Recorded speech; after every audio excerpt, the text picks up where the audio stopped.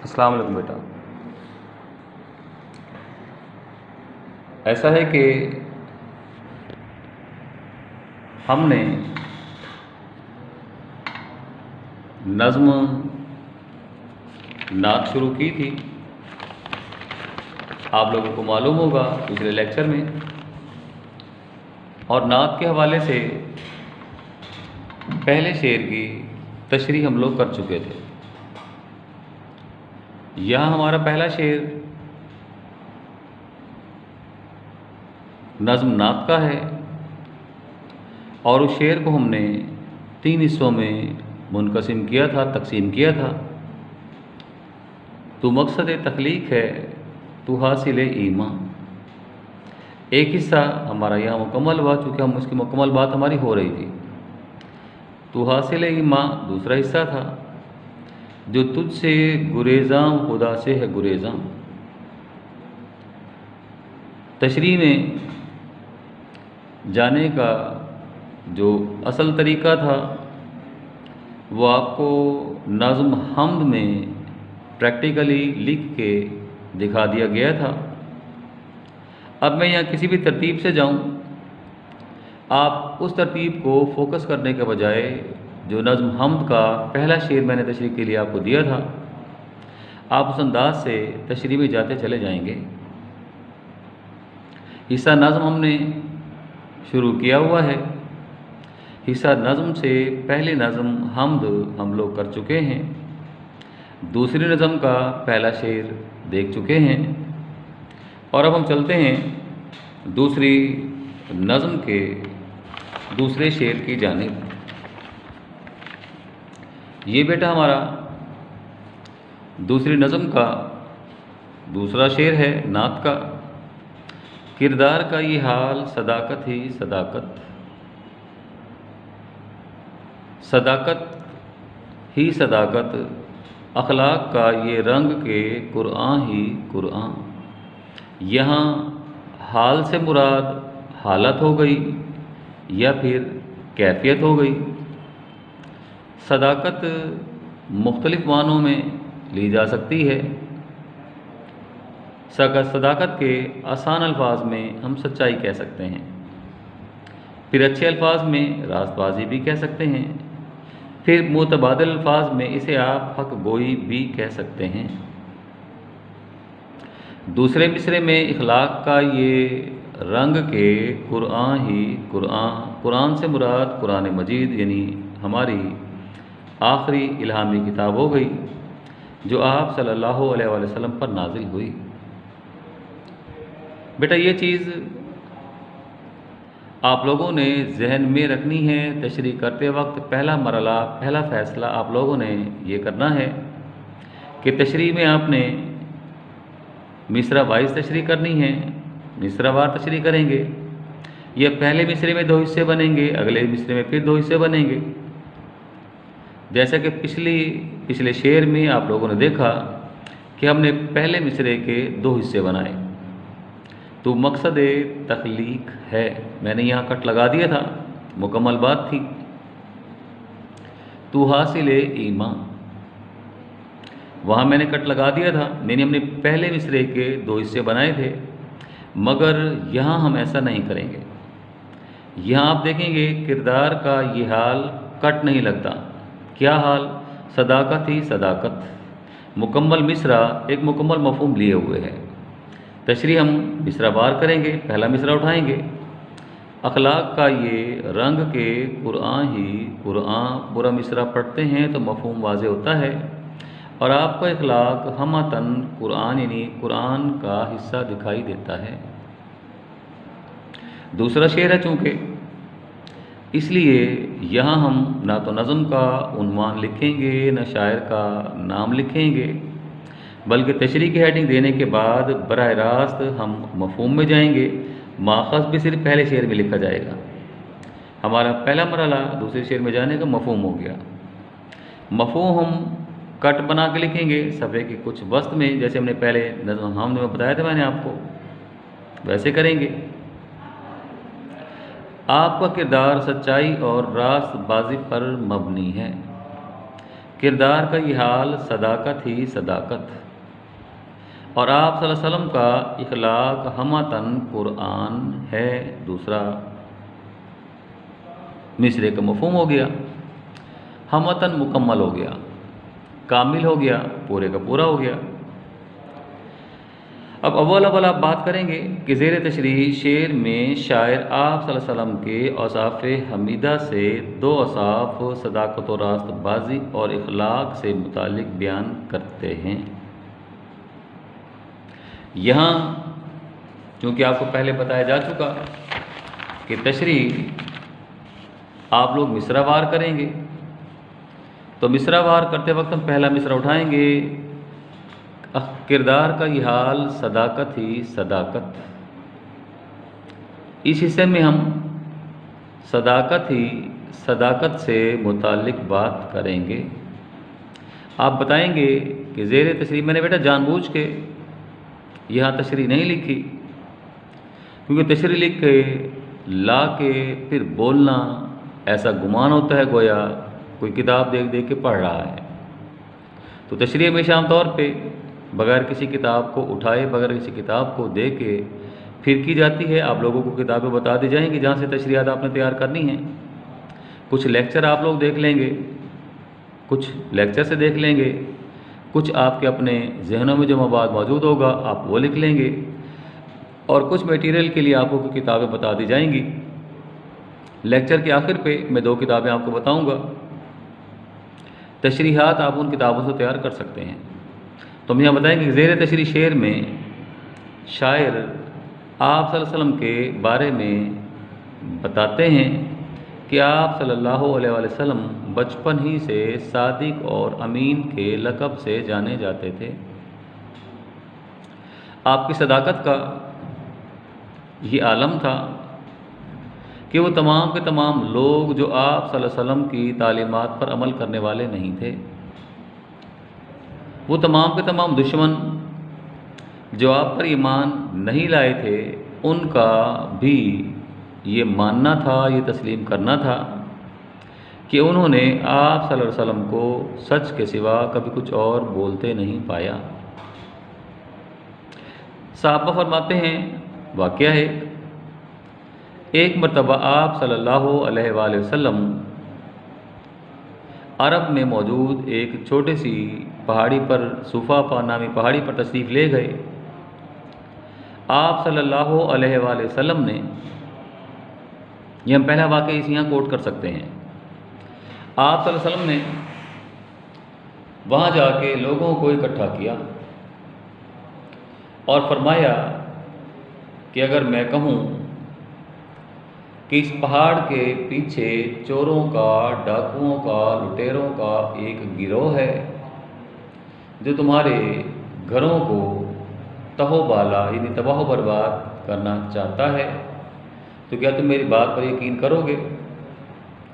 सब ने बैक ज़बान होकर कहा, अर्ज़ की कि हम आपकी बात पर यकीन करेंगे, चूँकि हमने आपको सच के सिवा कुछ और बोलते नहीं पाया। अब इन लोगों में वो लोग भी शामिल थे जो आप सल्लल्लाहु अलैहि वसल्लम पर ईमान नहीं लाए थे, जो आप सल्लल्लाहु अलैहि वसल्लम को नबी नहीं मानते थे, मगर आप सल्लल्लाहु अलैहि वसल्लम की सदाकत का ये आलम था कि लोगों ने बिला चूनो चरा इस बात को तस्लीम किया कि अगर आप कहें कि इस पहाड़ी के पीछे चोरों का, डाकुओं का, लुटेरों का, कज़्ज़ाकों का एक गिरोह है, तब उसे आसानी से तस्लीम कर लेंगे। सदाकत का ये आलम था। एक वाक़या और बयान कर सकते हैं, हम शेर लिख लेंगे यहाँ ये अगर चाहें तो। लबे सादिक से उनके जो सुखन तकरीर हो जाए, सुखन बात हो गई। लबे सादिक सच्चे होंठ हो गए, कभी कुरान बन जाए, कभी तफसीर हो जाए। आपके लब मुबारक से जो बात निकलती है या तो वो कुरान होती है या फिर वो कुरान पाक की तशरीह यानी तफसीर कहलाती है। हमें इसके मानी में जाने की हाजत नहीं है, ना ही हमने तशरीह में इसको हमने आगे जाकर वजाहत करनी है। हवाले का शेर लिखा जाएगा, बस लिख के वहीं छोड़ दिया जाएगा, उस पर बहस नहीं की जाएगी। शायर एक और शायर इस तशरीह को खोलने के लिए हम एक और वाक़या बयान कर सकते हैं, और वो वाक़या कैसर रूम हरकुल का है। रूम का बादशाह था, उसका नाम हरकुल था। एक बार आप सल्लल्लाहु अलैहि वसल्लम ने एक काफ़िला कैसर रूम के पास भेजा कि जाकर कैसर रूम को दीन की तबलीग की जाए। जब वो काफ़िला कैसर रूम के पास पहुंचा, हरकुल के पास पहुंचा, वहाँ बादशाह हरकुल की हुकूमत थी, तो बादशाह ने मुसलमानों के काफ़िले की बात सुनने से इनकार कर दिया। बादशाह ने जवाब पेश किया कि चूँकि तुम उस पैगंबर के इत्तिबा करने वाले हो, लिहाजा तुम उसकी तारीफ़ें बयान करोगे। मेरे सामने किसी ऐसे आदमी को पेश करो जो आप सल्लल्लाहु अलैहि वसल्लम पर ईमान लाने वाला ना हो। इत्तिफाक की बात है कि उन दिनों हज़रत अबू सुफियान रज़ी अल्लाह ताला अन्हु ने इस्लाम कबूल नहीं किया था। जो आपके चचा थे, वो और उनकी बीवी हिंदा आप सल्लल्लाहु अलैहि वसल्लम की बहुत बड़ी दुश्मन थी। वो इत्तेफाक से वहाँ रूम में तिजारत के गर्ज से गए हुए थे। किसी ने बताया कि उनके दुश्मन हैं, उनकी तालीमात पर अमल करने वाले नहीं हैं, तिजारत के गर्ज से अबू सुफियान नामी एक शख्स यहाँ रूम आया हुआ है, आप उसको बुला के उससे आप सल्लल्लाहु अलैहि वसल्लम के मुतालिक कुछ पूछ सकते हैं। बादशाह ने बुला लिया अबू सुफियान को, उनसे पूछा तुम इनके पैगंबर की इत्तिबा या पैरवी करने वाले हो या नहीं। अबू सुफियान ने कहा कि हम उसे अपना जानी दुश्मन तस्वुर करते हैं। बादशाह ने उनसे इस्तिफसार किया, उनसे पूछा कि इनके पैगंबर के मुतालिक तुम्हारा क्या कहना है। तो अबू सुफियान ने कहा कि हम अगरचे उस पर ईमान नहीं लाए और ना ही हमारा ईमान लाने का इरादा है, मगर हमने उस शख्स को सच के सिवा कभी कुछ और बोलते नहीं पाया। इतना सुनना था कि हरकुल बेइख्तियार होकर मरहबा पुकार उठा। उसने कहा कि हमारी आखिरी किताब में, यानी तौरात ज़बूर इंजील जो उनके पास किताब थी, में आखिरी पैगंबर की जो निशानी बताई गई है वो यही है कि वो नबी सादिक और अमीन के नाम से मशहूर होगा और वो आप सल्लम की ज़ात पर ईमान ले आया। तो शायर बताते हैं किरदार का ये हाल सदाकत ही सदाकत। आपके किरदार में जो वस्फ कूट कूट कर भरा हुआ था वो सदाकत का, रास्तबाजी का, हक़गोई और सच्चाई का था। किसी भी शख्स ने, खा वो आपका पैरोकार हो, इत्तिबा करने वाला हो, या वो आपका जाने दुश्मन हो, उसने कभी आप सल्लल्लाहु अलैहि वसल्लम को सच के सिवा कुछ और बोलते नहीं पाया। फिर हम यहाँ शेर लिख सकते हैं, यहाँ मेरे शेर लिखा हुआ है कि सिद्क को सफ़ा का पैकर, सिद्क सच्चाई हो गई, सफ़ा पाकीज़गी हो गई, पैकर नमूना हो गया। सिद्क को सफ़ा का पैकर पुरनूर आ गया, लेकर हयाते ताज़ा का मंशूर आ गया, मंशूर दस्तूर हो गया। ये बेटा हमारा पहला मिसरा मुकम्मल हुआ। अब पहला मिसरा मुकम्मल करने के बाद हम फिर आगे बढ़ेंगे। आगे चल के हम फिर बात करेंगे कि शायर मज़ीद कहते हैं। ऐसे कह लें, आपकी मर्ज़ी है, यह हम कह लें दूसरे मिसरे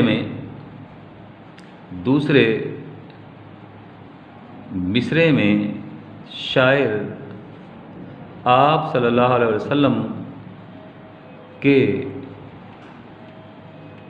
औसाफ से दूसरा बड़ा वस्फ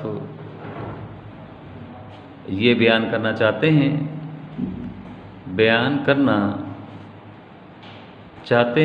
कि आप सल्लल्लाहु अलैहि वसल्लम का इखलाक सरापा मुकम्मल, मुजस्सम या सबके एक ही माने हैं। हमातन कुरान था।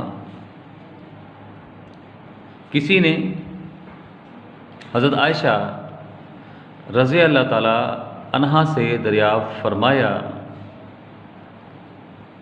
कि ए उम्महातुल मोमिनीन, ए उम्मुल मोमिनीन, हमें आप सल्लल्लाहु अलैहि वसल्लम के इखलाक से मुताल्लिक़ कुछ बतलाइए। आपने फरमाया, क्या तुमने कुरान पाक नहीं पढ़ा? कुरान पाक सरापा हमतन आप सल्लल्लाहु अलैहि वसल्लम का इखलाक है। इसे हम कोटेशन बना कर लिख सकते हैं। फरमाने हज़रत आयशा रज़ी अल्लाह ताला अन्हा, ये हमारी ये हेडिंग बन सकती है। फरमाने हज़रत आयशा रज़ी अल्लाह ताला अन्हा कि क्या तुमने कुरान पाक नहीं पढ़ा? कुरान पाक मुकम्मल आप सल्लल्लाहु अलैहि वसल्लम का इखलाक है। अब इस हिस्से में वहाँ हमने सदाकत की बात की थी। यहाँ हम आप सल्लल्लाहु अलैहि वसल्लम के इखलाक व ख़साइल से मुताल्लिक़ बहस कर सकते हैं। शायर बताते हैं कि इखलाक का ये रंग के कुरान सहाबा फरमाते हैं कि हमने आप सल्लल्लाहु अलैहि वसल्लम से बढ़कर पाकीज़ा सिफ़ात का हामिल को और शख्स नहीं देखा। आपके इखलाक की बुलंदी का ये आलम था कि छोटा हो या बड़ा, बूढ़ा हो या बच्चा, मर्द हो या जन, आप हमेशा सलाम में पहल फरमाते। ये आपकी आज़ी थी, आपका इखलाक था। मुसाफा करते तो जब तक कोई शख्स आप सल्लल्लाहु अलैहि वसल्लम का हाथ मुबारक ना छोड़ देता, आप ज़बरदस्ती उसे हाथ ना छुड़ाते। मुआनका करते, मुआनका गले मिलना हो गया। आप सल्लल्लाहु अलैहि वसल्लम मुसाफहा करते तो हाथ ना छुड़ाते। आप सल्लल्लाहु अलैहि वसल्लम मुआनका फरमाते, गले मिलते। तो जब तक कोई शख्स आप सल्लल्लाहु अलैहि वसल्लम को अपने आप से अलग ना कर लेता, तब तक आप सल्लल्लाहु अलैहि वसल्लम उस शख्स को खुद से अलग ना करते। सहाबा फरमाते हैं कि अखलाक का ये आलम था कि जब मौसम का कोई नया फल आता तो महफिल में मौजूद जो सबसे कम सिन, कम उम्र बच्चा होता, आप सल्लल्लाहु अलैहि वसल्लम वो फल उस बच्चे को मरहमत फरमाते। गली में बच्चे मिल जाते तो उनके साथ खेलते, बच्चे बन जाते। अखलाक का ये आलम है। बीवियों के साथ इखलाक का ये आलम था कि उनकी दिलजोई फरमाते, डांट डपट ना करते, सरजनिश ना करते। सहाबा फरमाते हैं जाड़े का मौसम होता, सर्दी का ज़माना होता, ऐसे में हम बर्तनों में ठंडा पानी लेके आप सल्लल्लाहु अलैहि वसल्लम के दरवाज़ा मुबारक पर मौजूद होते कि इस पानी में हाथ डाल दीजिए ताकि पानी मुतबारिक हो जाए। और आप सल्लल्लाहु अलैहि वसल्लम बगैर किसी लैतो लाल के हीलो हुज्जत के बहाना बनाए उस ठंडे यकवस्ता मौसम में, यकवस्ता पानी में हाथ डालने में किसी किस्म की कबाहत महसूस ना करते। हज़रत अनस रज़ी अल्लाह अन्हु फरमाते हैं कि मैंने बराबर 10 साल आप सल्लल्लाहु अलैहि वसल्लम की खिदमत की। इन 10 सालों में ना तो आप सल्लल्लाहु अलैहि वसल्लम ने कभी डांट डपट का मुजाहरा किया, ना मुझसे नागवारी का इजहार किया, न कभी तेवरी पे बल आने दिया और ना ही मुझे कभी डांट डपट या सरजनिश की। तो इखलाक का ये रंग के कुरान पे शेर लिख सकते हैं। शायर कहता है आप सल्लल्लाहु अलैहि वसल्लम का कौलो अमल तफसीर है कुरान की, इत्तिबाए मुस्तफ़ा सल्लल्लाहु अलैहि वसल्लम मेराज है इंसान की। हमने फिर शेर लिखा, चूँकि एक शेर हमारा मैंने बताया था आपको 2.5 सफ़ात पर मुश्तमिल होना चाहिए। तो ये हम बात यहाँ मुकम्मल करेंगे। हम बात मुकम्मल करेंगे और बात मुकम्मल करने के बाद ही हमारी तशरीह मुकम्मल इस शेर की हो जाएगी। हम अगर आगे किस तरह जाएंगे, शायर मज़ीद कहते हैं। शायर मज़ीद कहते हैं कि सरवर दो जहां सल्लल्लाहु अलैहि वसल्लम अल्लाह के सबसे मुत्तकी और परहेज़गार बंदों में से अल्लाह के बंदे हैं। और आप सल्लल्लाहु अलैहि वसल्लम के इखलाक का ये आलम है कि आप सल्लल्लाहु अलैहि वसल्लम के इखलाक को बयान करने के लिए कुरान पाक जैसी अजीम किताब आप सल्लल्लाहु अलैहि वसल्लम पर नाजिल की गई। आपके अखलाक, आपके किरदार से मुतालिक कुरान पाक में बेशुमार मिसालें भरी पड़ी हैं। कुरान पाक में आपके अखलाक से मुतालिक फरमाया गया वमा अरसलनाका इल्ला रहमतल लिल आलमीन। कुरान ये नहीं कहता कि वमा अरसलनाका इल्ला रहमतल लिल मुस्लिमीन, बल्कि कुरान का बयान है वमा अरसलनाका इल्ला रहमतल लिल आलमीन कि आप सल्लल्लाहु अलैहि वसल्लम को तमाम जहानों के लिए रहमत बनाकर मबूस किया गया। ये हम हेडिंग यहाँ बना सकते हैं। या फिर कुरान कहता है आप सल्लल्लाहु अलैहि वसल्लम का फरमान आलिशान है इन्नमा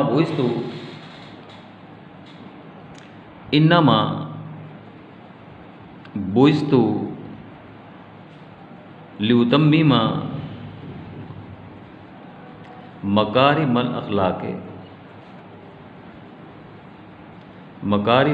अखलाक, बेशक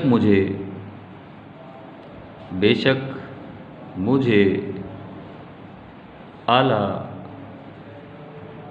इखलाक की तकमील के लिए मबऊस किया गया। अल कुरान।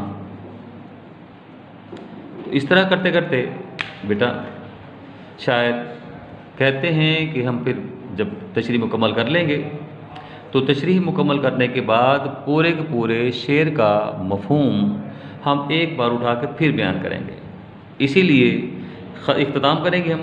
शायद बेइख्तियार ये कहने पर मजबूर हो जाते हैं कि आप सल्लल्लाहु अलैहि वसल्लम का किरदार सदाकत, हक़गोई, सच्चाई और रास्तबाजी पर मुश्तमिल है और आप सल्लल्लाहु अलैहि वसल्लम का इखलाक माँ सिवाय कुरान पाक के कुछ और नहीं है। ये बेटा हमारा आज का लेक्चर हुआ।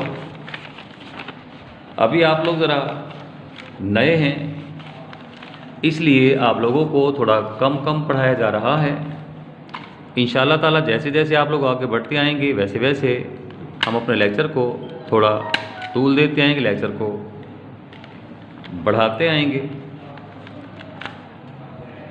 टेस्ट इस नज़म का बाद में होगा। पहला टेस्ट आपका मेरे ख्याल जिस हफ्ते आएगा वो आपका हमद से मुतालिक होगा। गालबन उसमें हमद मुकम्मल होगी।